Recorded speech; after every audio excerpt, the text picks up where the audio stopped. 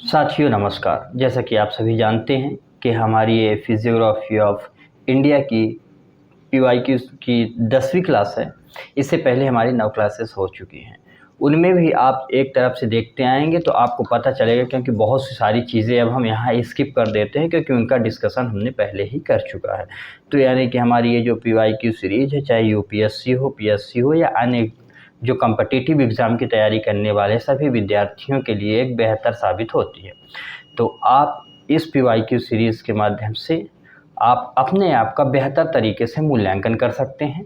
तो चलिए देर न करते हुए हम लोग अपने पहले प्रश्न की तरफ चलते हैं। और हमारा यह रहा पहला प्रश्न कि निम्नलिखित युग्मों पर विचार कीजिए। यहाँ ये कह रहा है कि कुछ युग्म दिए हुए हैं, उन पर आपको विचार करना है। तीर्थ स्थान अवस्थिति, पहला है श्रीशैलम, नल्ला माला जो है पहाड़ियाँ, दूसरा है ओंकारेश्वर, सतमाला और पुष्कर महादेव पहाड़ियाँ।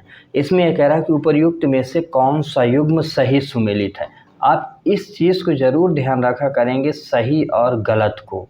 तो इसमें सही आपको बताने हैं कि कौन से सुमेलित हैं, केवल 1, 2 या 3, 1 और 3, 1, 2 और 3।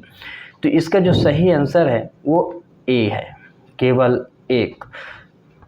अब इनके बारे में थोड़ा थोड़ा हम लोग समझ लेते हैं। श्रीशैलम जो है तो ये पहाड़ी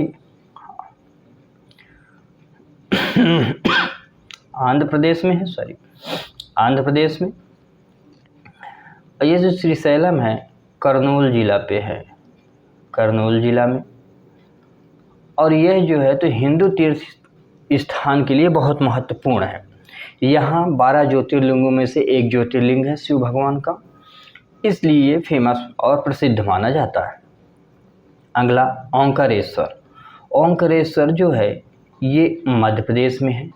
कहाँ है? मध्य प्रदेश में मानधाता, मानधाता द्वीप में है। ये मानधाता द्वीप जो है ये नर्मदा नदी पर है, नर्मदा नदी पर। ठीक।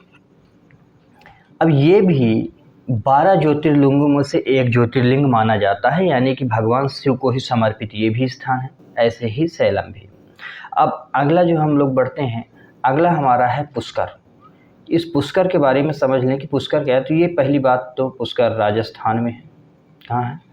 राजस्थान में। ये अपने झीलों के लिए भी प्रसिद्ध है, लेकिन इनसे कहीं ज़्यादा महत्वपूर्ण इसमें 2 पॉइंट हैं। पहला है कि यहाँ ब्रह्मा का मंदिर है।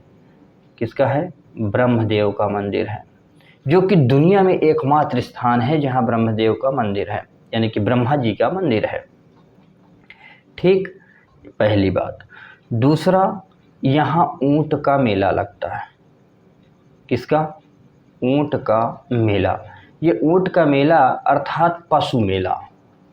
यहाँ पशुओं का मेला लगता है, जहाँ विविध प्रकार के पशु, बेहतर क्वालिटी के पशु जो है तो खरीद बिक्री यहाँ से की जाती है। अब इनके बारे में, ये 2 पहाड़ियाँ जो हैं इनके बारे में भी आप समझ लें कि सतमाला जो है तो ये महाराष्ट्र में है। आप कमेंट में बताएंगे कि इसकी हाईएस्ट पीक कौन सी है, इसकी भी हमने चर्चा कर ली है। महादेव पहाड़ी, महादेव पहाड़ियाँ जो हैं तो मध्य प्रदेश में ही है। कहाँ है? मध्य प्रदेश में। मध्य प्रदेश में। और सतपुड़ा की एक सतपुड़ा की श्रेणी है ये। इसके बाद मैकाल आती है, यानी कि राजपीपला, महादेव और मैकाल। इसकी भी आपको हाईएस्ट पीक बतानी है। तो 2 क्वेश्चन हैं, इन दोनों के आपको हाईएस्ट पीक बताने हैं कि कौन से हैं। ठीक, तो आपको हाईएस्ट पीक बताने हैं दोनों के कमेंट बॉक्स में। चलिए हम लोग अगले प्रश्न की तरफ चलते हैं। इन्हें अगर आप और समझना चाहें थोड़ा मैप में, तो यहाँ पास ओंकारेश्वर है। मध्य प्रदेश का कौन सा जिला है? खंडवा में। यहाँ हमने कहा करनूल में है श्रीशैलम, और यहाँ है इस वाले क्षेत्र में आपका जोधपुर। तो इतना आपको ये समझ आया। अब चलिए हम लोग अपने अगले प्रश्न की तरफ चलते हैं। तो क्या थोड़ा थोड़ा आप लोग मैप का भी ध्यान रखेंगे, मैप के माध्यम से भी चीज़ों को समझते चलेंगे। पहाड़ियों को भी हमने पिछली क्लास में जो है तो दर्शाया हुआ कि कहाँ सतमाला है, कहाँ महादेव है।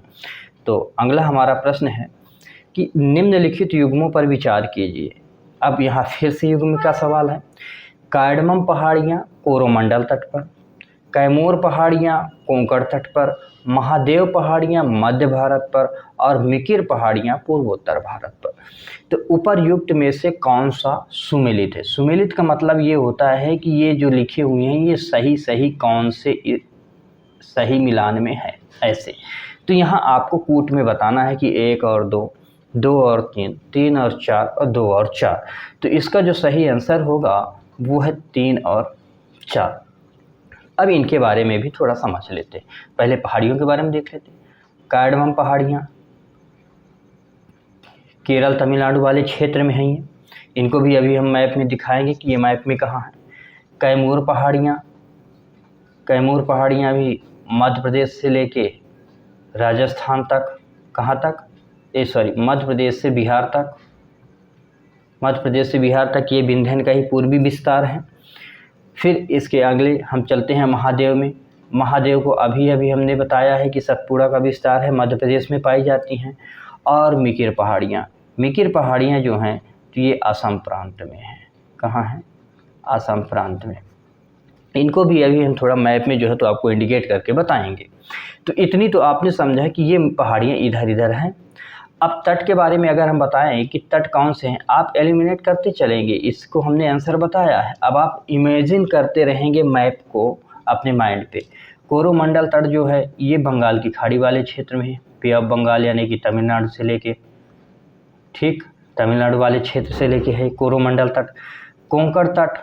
कोंकण तट जो है तो ये अरब सागर वाले क्षेत्र की तरफ है, यानी कि महाराष्ट्र से शुरू होता है। कहाँ से? महाराष्ट्र से, ठीक, महाराष्ट्र वाले क्षेत्र से यानी कि दमन से लेके मारमागांव तक के क्षेत्र को, फिर इसको कनारा दूसरा आता है मैंगलोर तक, फिर मैंगलोर से लेके कन्याकुमारी तक के क्षेत्र को मालाबार कहते हैं। उसके बारे में भी हमने चर्चा किया हुआ है। अब मध्य भारत को आप समझ ही सकते हैं, जो मध्य के जैसे मध्य प्रदेश है, छत्तीसगढ़, ये सारे जो राज्य हैं इधर के, ये सब मध्य भारत के राज्य कहलाते हैं। पूर्वोत्तर के जो है पूर्वी राज्य जितने भी हैं, चाहे असम हो, मेघालय हो, मणिपुर हो, नागालैंड हो, ये सारे पूर्वोत्तर के राज्य कहलाते हैं। तो मिकिर की पहाड़ियाँ असम प्रांत में है, तो इसका मतलब आपने समझा कि असम का प्रांत उधर है तो वो पूर्वोत्तर में चला गया। तो आपको चौथे का जवाब मिल गया और मध्य भारत का आपको जवाब मिल गया महादेव पहाड़ियाँ। अब इनको एक एक करके आपको हम मैप पे भी ड्रॉ करके दिखा देते हैं ताकि आपको और आसानी से समझ आ जाए कि कौन कहाँ है।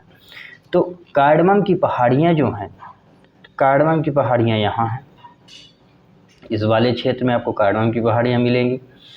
अगला महादेव की पहाड़ियाँ आपको यहाँ मिलेंगी। मिकिर की पहाड़ियाँ आपको इस वाले क्षेत्र में मिलेंगी। कैमूर वाला क्षेत्र यहाँ से यहाँ तक का इसका विस्तार है।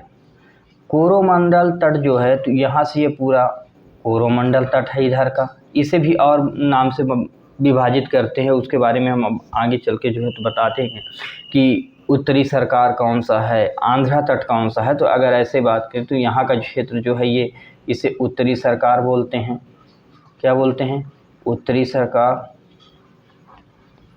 इधर वाले क्षेत्र को आंध्रा तट बोलते हैं, आंध्रा तट। और ये पूरा क्षेत्र ऐसे हुआ तो यहाँ का ये सबसे बड़ा क्षेत्र होता है यहाँ का कोरोमंडल तट। तो इतना आपको समझ आया। तो आज की क्लास को हम लोग यहीं तक रखते हैं। तब तक आप अपना बेहतर तरीके से पढ़ाई करते रहें और आप इस क्लास के बारे में ज़रूर बताएं कि आपको क्लासेस कैसी लगती हैं। तब तक के लिए धन्यवाद। पढ़ते रहें, बढ़ते रहें।